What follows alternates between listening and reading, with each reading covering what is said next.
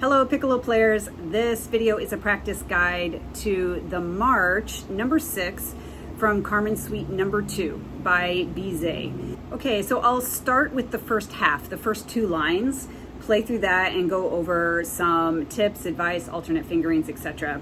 And then go over the second half where it's very difficult going up to that high B flat.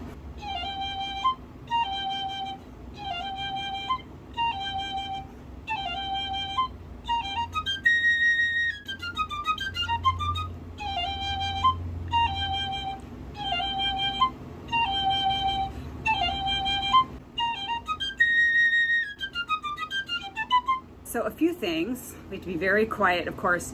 The embouchure needs to be very relaxed, but a very small aperture, which is key to playing piccolo in general. Watch your G's, all those low G's, they tend to be pretty high on the piccolo, and every time you land on them, of course you want the same G.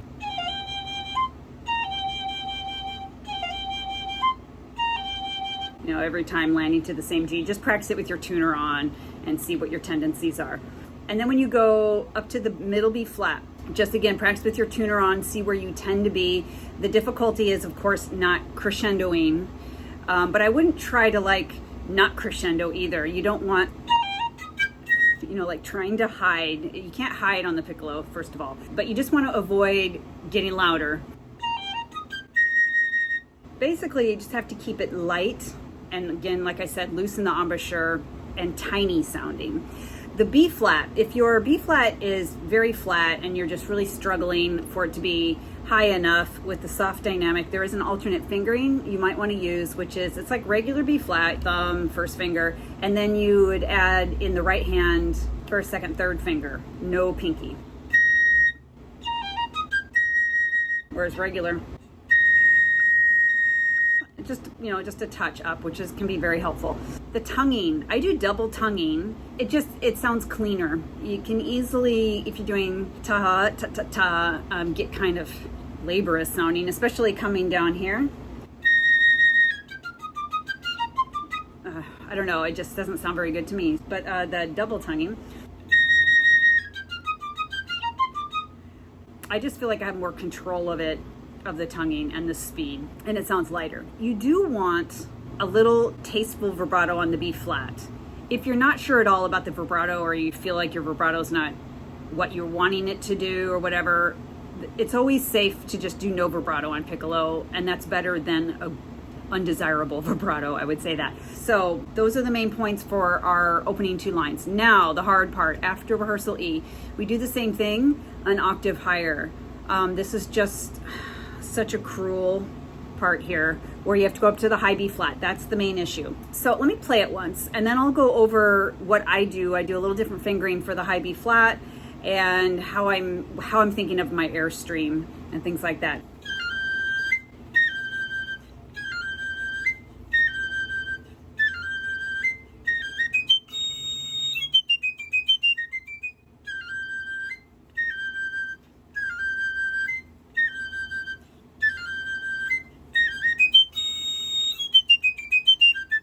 Same things apply, where you're keeping it as light and tiny as possible without feeling the need to hide. You cannot hide, don't even try. You just need to think lighter and delicate and tiny. So all the G's, turn your tuner on. For me, they tend to go high, so I have to the G, yumpa G, the G, and if I do vibrato, just make sure I'm not G, like raising it up. It's really easy to do that. It's nice because it's supposed to be pianissimo, so I'm not forcing at all. I'm trying to play minimal air speed, and keeping my G's low without, you don't ever want to do this rolling in and out. You can do that to some extent on the flute, for intonation. I don't know. I have found that the more you move around on the piccolo, the worse it is. You just need to keep everything still. For the high B flat, I use the second trill key instead of the first trill key. So just like a regular high B flat fingering, make sure your first finger is off in the left hand, which is, is the correct high B flat. And then instead of using the first trill key, I use the second trill key, no pinky. When using the second trill key, if you were to play that mezzo forte even or loud, it's really sharp. But in this situation, a little bit sharp and it's speaking is way better than trying to be perfectly in tune and risking it not come out at all.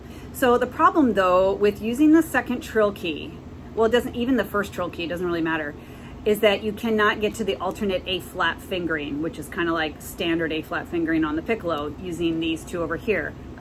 So to get to the A flat, you're gonna have to use just the regular A flat fingering.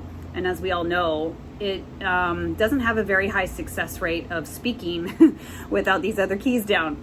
So I just have to really keep my airstream going extremely fast from the B flat to the A flat, and trying to avoid a little punch, like a little accent, da, ha, ta, ka, ta. Although I will do that sometimes if I have to. When you're playing with the orchestra, that kind of little extra air push will be covered up. But generally you want to avoid that.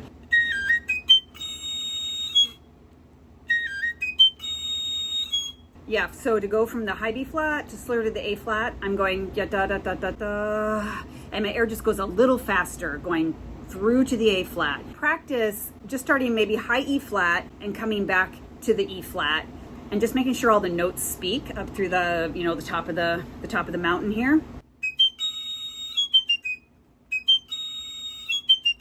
To get the softest dynamic possible in the high register, I am always thinking about this one exercise where you play the high note with your airstream. So I need to angle this way, with your airstream going too high so nothing's coming out, but you're blowing air, and then you just lower your airstream until it just hits across the embouchure hole and speaks, and the note speaks. As soon as that note speaks, that's the amount of air you need, no more and also no less. But it's all about the speed and the angle. So I will practice that. So I'm going to start on my high B flat, and I'm going to angle my air up, and then I'm just going to lower it down. Very, very fast speed though, that's key. Very fast speed until the note just speaks. And then that'll remind me that's how much air I need, that's the speed I need, and that's the angle I need.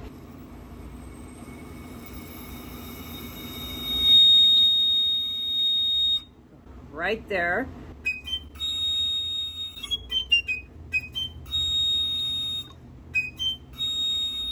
One other thing though, with that idea of the exercise where your air is up and then you're bringing it down, I do, when the note actually speaks, I find myself, I can feel it or hear it cutting across the edge of the embouchure hole, and I do kind of have to press it down with my top lip, with a good support of my bottom lip being forward. So the corners are forward, the top lip, once I feel it across the edge of the embouchure hole, I push it down and in there. The issue I think a lot of us piccolo players have is we may do, we know we have to do that. We have to push it down, but you absolutely cannot be tight in the embouchure. If it's tight in the embouchure, you're going to get that, or you're going to get very spitty. If you're very spitty, that means your air stream is too wide. It's like a flute air stream, and there's nowhere for it to go. Just know that if you're playing this for real, meaning not an audition, and your A flat cracks a little bit, don't worry. Just get back on the G. Yaka taka taka ta. You have to get back on. You have to get back on track. You just don't want to. If your A flat cracks a little bit, doesn't speak like you want to, it's really easy for us to just think it's all over, we've ruined it. And honestly, no one else really is going to know too much, but they will know if you falter with all the rest of the notes coming after. So I'm sure I can get my A flat not to speak here, and I'll demonstrate the recovery. Okay, so I made sure not to keep my airstream fast through to the A flat, so it did not speak. But then, taka taka taka ta taka ta. Finish out the rest of the passage very clean, and you'll be in good shape. So having said that, another way to practice would be so that's clean. You just have to fit in that A flat. On that issue of vibrato, I had said when we do this passage the first time and it's in the middle to low register, you can add a little vibrato on that B flat.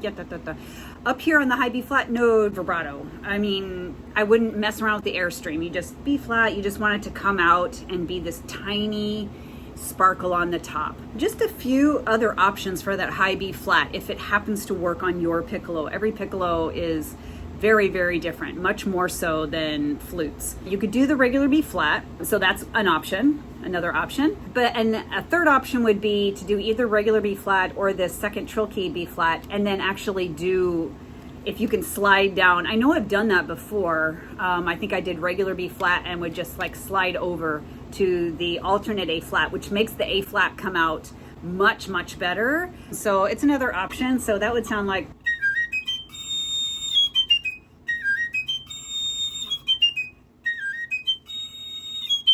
that can work. You risk a little glitch from the high B flat to the A flat because of using the alternate fingerings, but depending on the orchestra you're playing with, that might be okay. It might be hidden if you get that little glitch. Okay, I hope some of the things I went over was helpful, especially that high B flat option. It's very difficult. If you listen to some old recordings from like the 60s with the top orchestras, Cleveland, Philadelphia, and whatnot, and you hear the piccolo player, it's like, ew, you know, they're struggling too. So just know you're not alone with this struggle. And please hit subscribe, and then you'll be notified for the next practice guide that I get posted. I have an ongoing series of practice guides for the piccolo, for orchestral pieces, also some for band, that you might want to check out the ones I've posted so far. And also, if anyone has a request of a piece that they would like me to cover, the piccolo or the flute part, on to do a practice guide similar to this one on, just put it down in the comments and I will for sure do a practice guide on that. Okay, so happy practicing and thanks for watching.